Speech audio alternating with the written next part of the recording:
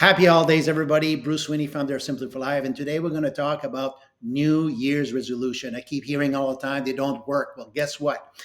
With over 30 years of practice, I've seen a significant amount of them work.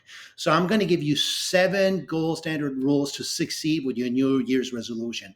And you know what? The first one, it starts with you. Only you have that power. I keep hearing all the time, Simply for Life changed my life. And yes, we're grateful you recognize that.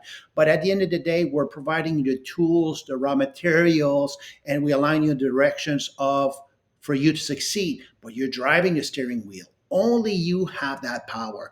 It's not has nothing to do with your coworkers, has nothing to do with work, has nothing to do with your neighbors. You and only you. And when you start making that shift, you will be able to change your story and have some success.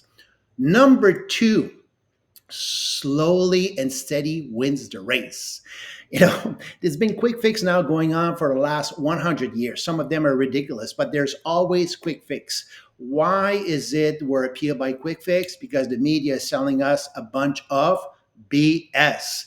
And the reality is that you want to really have something that's sustainable. You want to have that quality of life. You want to reduce your risk factors. And that happens one little step at a time. So if you want to have permanent lifestyle change, adapt one step at a time. Don't try to change all at once and stay away from the promise and the quick fix.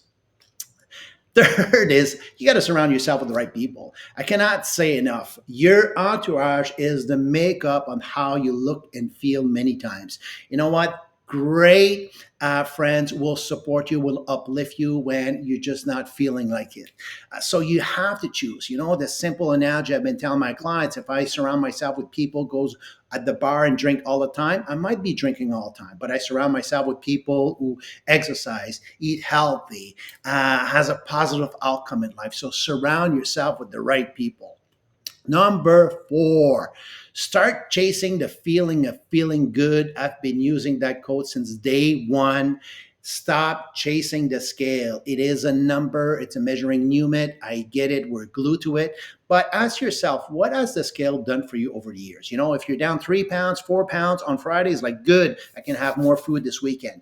If you exercise, you eat right, it could be the weather. There's so many factors that has an influence on the scale, and you're down, you'll be saying, well, it's not worth it. I'm putting all that effort. How about you start feeling or changing that feeling towards a scale? And start observing how you feel. You know what? For me, it's really how I feel from getting up in the morning, having no pain, joints are loose, having good energy, can do some stuff outdoor, have a positive outcome in life. And when you start chasing the feeling good and you fall off the wagon, you'll be more likely to get back on your road trip to succeed, because when you chase a feeling of feeling good, it's something you embrace and it has less bearing and less pressure on yourself.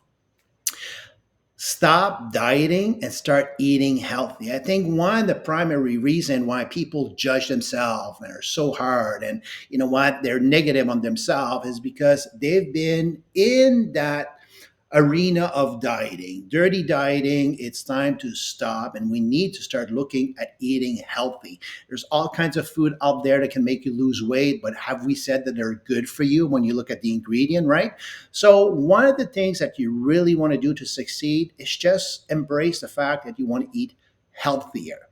And after that, well, you need to be accountable. You need to have a face to report to. And I love this quote because accountability is the glue that ties commitment to the results. And I've seen it over and over. On many of my clients, they're doing all the work. I align them in the right direction, just like many coach out there. But the fact that they're accountable to me, to their success, they'll do more for me than themselves.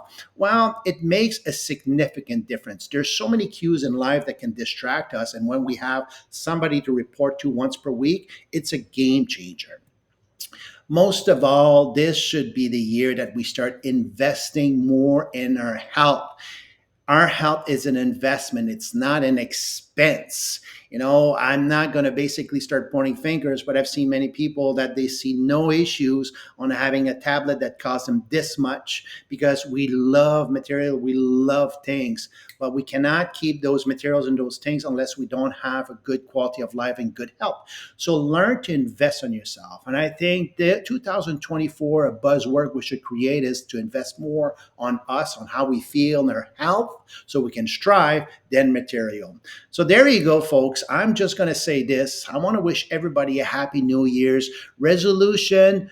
Some don't work, but I've seen many of them work. And these are the 7 golden rules for you to be successful with your New Year's resolution. Most of all, thanks for all your support. And I'm looking forward to see every one of you into our practice and most of all, committing to yourself and changing your story. Happy New Year.